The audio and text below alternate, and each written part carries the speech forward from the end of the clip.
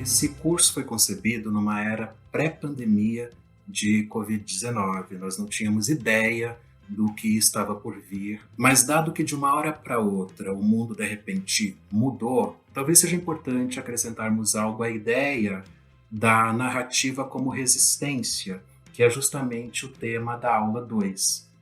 Nós discutimos a literatura em tempos de adversidade e como a literatura, desde o cotidiano, nos qualifica para narrarmos a nós mesmos, ou seja, darmos sentido à nossa vida. E a ideia de narrativa ultrapassa o sentido de contar uma história linear, né? Na verdade, a narrativa que aparece como algo que nos dê condições de atribuir sentido ao contexto em que vivemos, às histórias que vivemos, às relações que nós temos, aos afetos que sentimos, como nos relacionamos com as pessoas e com o entorno e como nós vemos o mundo. Então, tudo isso que qualifica a nossa capacidade de dar sentido à nossa vida, à nossa história, isso eu estou chamando de narrativa. Então, seria interessante pensar se muda alguma coisa quando essa crise se intensifica. O nosso estar no mundo entra em crise, a gente sofre um golpe de real, né? A realidade é isso que acontece todo dia, né? Eu acordo, vivo, faço as coisas, isso é a realidade no dia a dia. Mas um golpe de real é quando essa realidade sai dos eixos por um acontecimento inesperado, muito inesperado, extraordinário e com a capacidade muito grande de modificar a nossa vida. E o golpe de real costuma ser um acontecimento traumático e nós estamos num momento de trauma. De repente o mundo ficou ruim para todo mundo ou para quase todo mundo.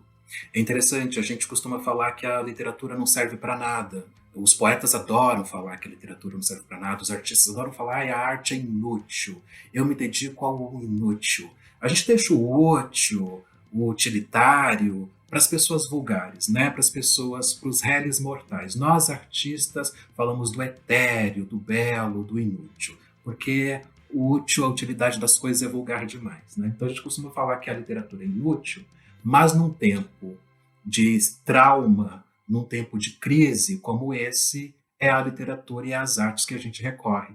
A literatura não serve para nada, mas já no começo da pandemia de Covid-19, ali em meados de março, né, o livro de ficção mais vendido no Brasil se tornou A Peste, do escritor franco-argelino Albert Camus, que conta justamente a história de um surto de peste e as consequências disso tudo na política, nas relações, nos afetos, numa cidade. Mas por que a arte? Por que os artistas são esse manancial de resistência para esses momentos de crise? Sinceramente, é porque para os artistas o mundo já era horrível. O mundo não ficou horrível em março deste ano com a pandemia. O mundo já era horrível. O artista, um grande artista, poderia perguntar: mas peraí, mas quando é que o mundo foi bom mesmo? O mundo sempre foi horrível. E é por isso que eu faço poesia. A arte existe justamente apesar do mundo. O Ferreira Goulart, poeta maranhense, costumava dizer que a arte existe porque a vida não basta. O Nietzsche, filósofo alemão, dizia: temos a arte para não morrermos da realidade, porque é perfeitamente possível que a verdade do mundo seja que o mundo é horrível.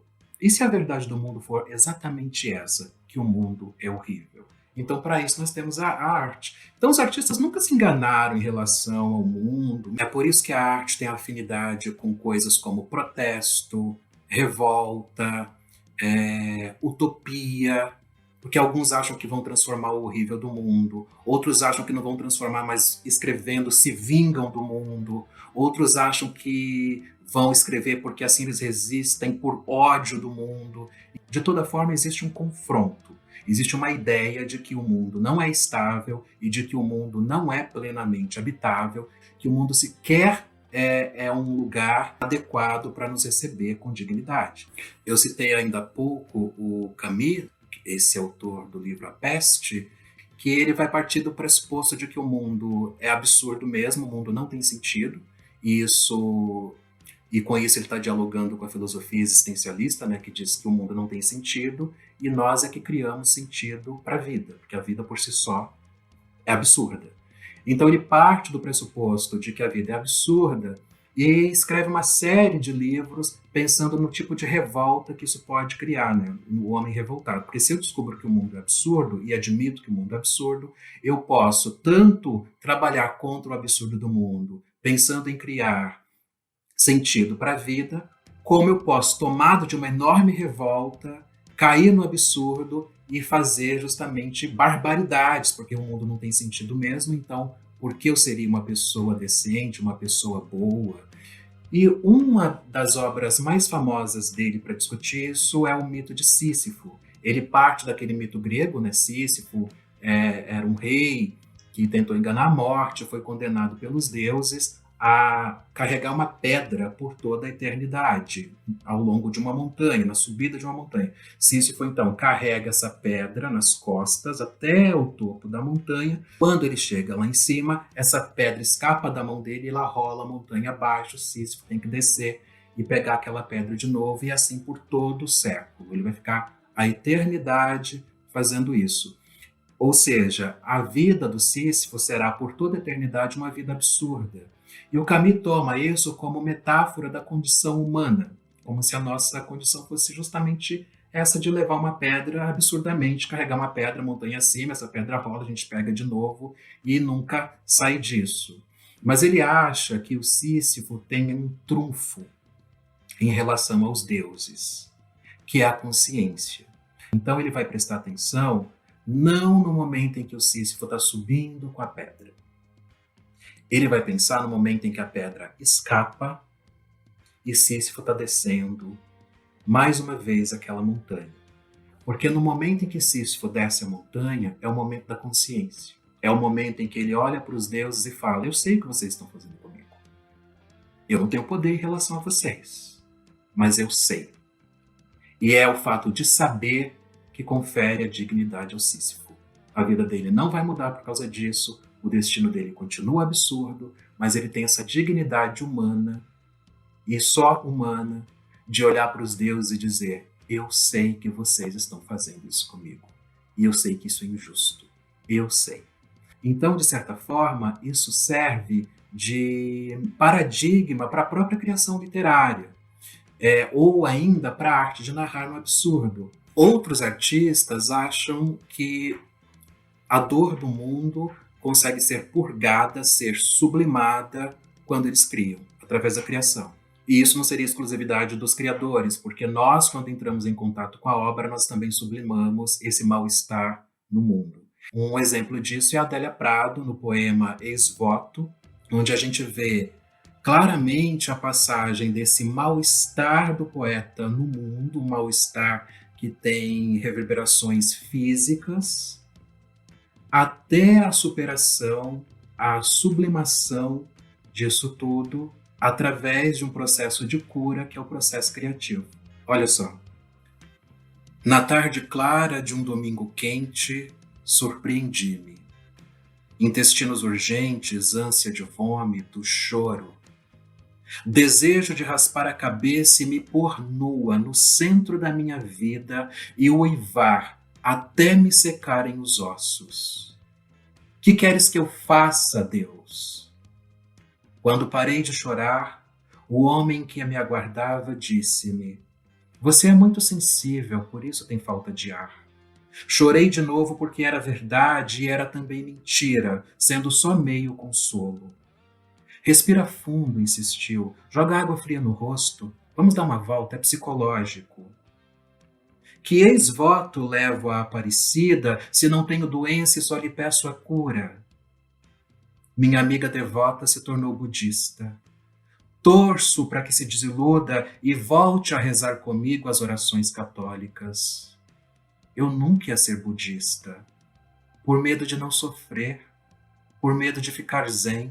Existe santo alegre ou são os biógrafos que os põem assim, alegres e bobos? Minas tem coisas terríveis. A Serra da Piedade me transtorna. Em meio a tanta rocha de tão imediata beleza, edificações geridas pelo inferno, pelo descriador do mundo. O menino não consegue mais. Vai morrer. sem força para sugar a corda de carne preta do que seria um seio agora as moscas. Meu coração é bom, mas não aceita que o seja. O homem me presenteia. Por que tanto recebo quando seria justo mandarem-me a solitária? Palavras não, eu disse. Só aceito chorar. Por que então limpei os olhos quando avistei roseiras? E mais o que eu não queria, de jeito nenhum queria aquela hora, o poema, meu ex-voto. Não a forma do que é doente, mas do que é são em mim, e rejeito, premida pela mesma força do que trabalha contra a beleza das rochas. Me imploram amar Deus e o mundo. Sou, pois, mais rica que os dois. Só eu posso dizer à pedra, és bela até a aflição.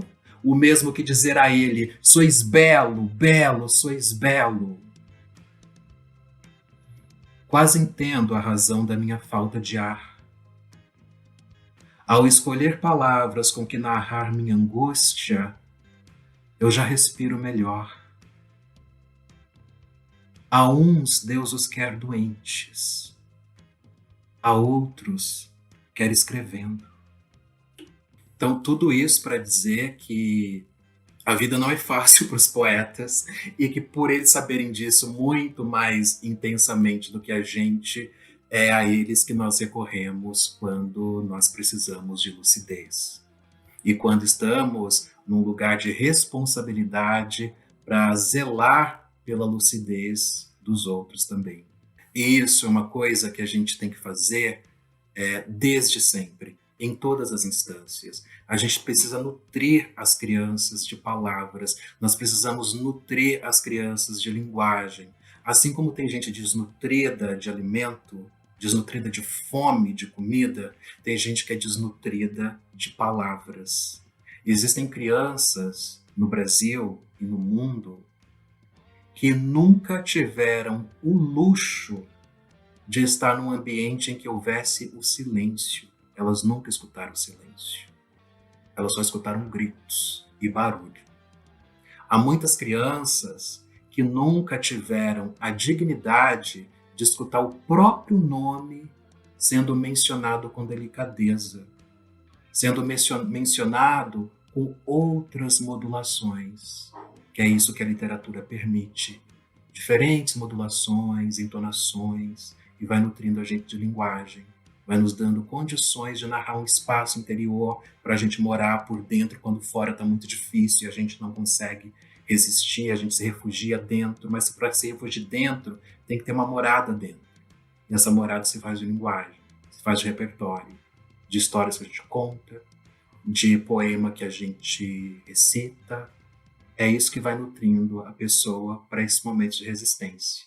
Eu sou muito atento a tudo isso. Então, eu vejo esse tipo de coisa acontecer o tempo inteiro e nas mínimas coisas, desde o cotidiano. Sempre que eu trabalho essa questão e chega naquela parte do texto da Maria Bethânia Ferreira, falando do netinho, que começa a trazer o repertório literário para dar sentido à vida que se modifica com a chegada do irmãozinho mais novo, né? E eu sempre me lembro do Ulisses. Ulisses é filho de uma amiga minha e essa amiga tem muita consciência da função da arte, da palavra, da música na nossa vida desde pequenos. Então, ela tem uma estante pequenininha, baixinha, onde ela deixa os livros para as crianças e deixa os CDs também, e não só CDs infantis, CDs de todos os gêneros musicais.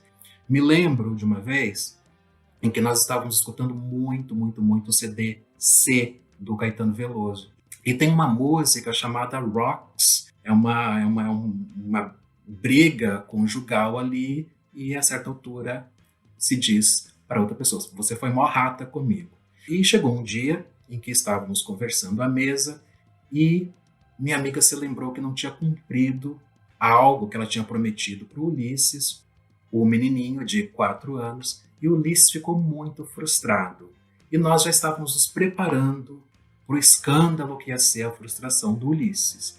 Então notem que tem toda uma cena. O Ulisses se levanta, emburrado, cruza os braços, ele vai se retirar da mesa, e nós esperando ele chegar no quarto, bater a porta e começar o apocalipse. A gente esperando, né, esse clímax chegar, e aí tem um anticlímax. Ulisses volta, descruza os braços, senta na mesa, olha para a mãe dele e fala: pô, mãe, você foi mó rata comigo, hein? E aí a gente ri e aquilo se dissipa, toda a tensão acabou. O repertório dá condições, a gente dá novos nomes para as coisas. Então a gente começou a rir, se dissipou a ira do Ulisses. Então em certos momentos de frustração, de tensão com o outro, falar: ô, pô, mano, você foi mó rato comigo aí nessa... Não, agora você zoou comigo, você foi mó rato comigo. Isso se tornou a nossa forma de nos comunicarmos graciosamente no cotidiano, e isso aliviava muitas tensões. E é numa dessas que as crianças chegam na escola e lá elas são tratadas como mais inteligentes do que as outras. Não, elas não são mais inteligentes que as outras. Elas têm mais repertório. Elas tiveram a sorte, e não deveria ser sorte, deveria ser direito para todo mundo, de ter pais atentos que nutriram elas de linguagem desde o berço. Então, quando se faz a crítica à escolarização da literatura na escola, como eu disse no vídeo da primeira aula, que a literatura como interpretação de texto, gente, literatura como interpretação de texto não acalanta a alma de ninguém. A literatura como interpretação de texto não expande a nossa alma, a nossa vontade de existir, não nos nutre de linguagem nesse sentido genuíno. A literatura como interpretação de texto não passa do sentido gramatical. E às vezes a gente quer dar meia dúzia de palavras novas lá do dicionário para a criança e quer que ela conte uma história, quer que ela narre alguma coisa. A gente não deu linguagem para ela. Você só deu um vocábulo vazio para aquelas crianças. É preciso nutri-las de linguagem, nutri-las de literatura. E é por isso também que nessa preocupação de nutrir as pessoas de linguagem elaborada, de linguagem literária, a gente precisa parar com essa ideia de reproduzir a realidade delas. Ai, pobrezinho, ele é pobrezinho, então vamos falar da pobreza. Ah, ele mora numa região muito violenta, vamos falar de violência, né? As pessoas não querem ver a realidade delas reproduzidas. Elas querem transcender essa realidade, ser capacitadas de transcender essa realidade através da elaboração da linguagem, dando novos sentidos para a realidade delas. Então a gente tem que apresentar múltiplas realidades e múltiplas possibilidades com a língua para que ela resista e para que ela dê sentido à sua vida como ela bem entender. Eu tenho mais um exemplo dessa utopia mesmo, né? Essa coisa meio Don Quixote que sai pelo mundo lutando contra moinhos de vento, nesse mundo desencantado, né? Então a poesia tem muito disso também, né? O poeta tem muito de Don Quixote. E tem um poema do Carlos Drummond de Andrade chamado O Elefante. Particularmente gosto demais desse poema e eu acho que ele diz muito dessa resistência. Todo dia, ao nos levantarmos da cama, nós nos pomos a construir um elefante com o qual a gente quer mudar o mundo. E aí o mundo nos decepciona e a gente vai de novo de novo o mito de Sísifo, né? A gente vai de novo fazer esse elefante. Então ele pega a metáfora da construção de um elefante para expressar esse encanto e esse desencanto, mas essa resistência pela narrativa. Fabrico um elefante de meus poucos recursos. Um tanto de madeira tirado a velhos móveis talvez lhe dê apoio. E o encho de algodão, de paina, de doçura. A cola vai fixar suas orelhas pensas. A tromba se enovela, é a parte mais feliz de sua arquitetura. Mas há também as presas dessa matéria pura que não sei figurar. Tão alva essa riqueza a espojar-se nos circos, sem perda ou corrupção. E há por fim os olhos, onde se deposita a parte do elefante mais fluida e permanente, alheia a toda fraude. Eis meu pobre elefante, pronto para sair à procura de amigos num mundo enfastiado que já não crê nos bichos e duvida das coisas. Ei-lo, massa imponente e frágil, que se abana e move lentamente a pele costurada, onde há flores de pano e nuvens, alusões a um mundo mais poético, onde o amor reagrupa as formas naturais. Vai o meu elefante pela rua povoada, mas não o querem ver, nem mesmo para rir da cauda que ameaça deixá-lo ir sozinho. É todo graça, embora as pernas não ajudem e seu vento balofo se arrisque a desabar ao mais leve empurrão. Mostra com elegância sua mínima vida, e não há na cidade alma que se disponha a recolher em si desse corpo sensível a fugitiva imagem, o passo desastrado, mas faminto e tocante. Mas faminto de seres e situações patéticas, de encontros ao luar no mais profundo oceano, sob a raiz das árvores ou no seio das conchas, de luzes que não cegam e brilham através dos troncos mais espessos. Esse passo que vai sem esmagar as plantas no campo de batalha, à procura de sítios, segredos, episódios não contados em livro, de que apenas o vento, as folhas, a formiga reconhecem o tag, mas que os homens ignoram, pois só ousam mostrar-se sob a paz das cortinas, a pálpebra cerrada. E já tarde da noite volta meu elefante, mas volta fatigado. As patas vacilantes se desmancham no pó. Ele não encontrou o de que carecia, o de que carecemos, eu e meu elefante, em que amo disfarçar-me. Exausto de pesquisa, caiu-lhe o vasto engenho como simples papel. A cola se dissolve e todo o seu conteúdo de perdão, de carícia, de pluma, de algodão, jorra sobre o tapete, qual mito desmontado. Amanhã recomeço.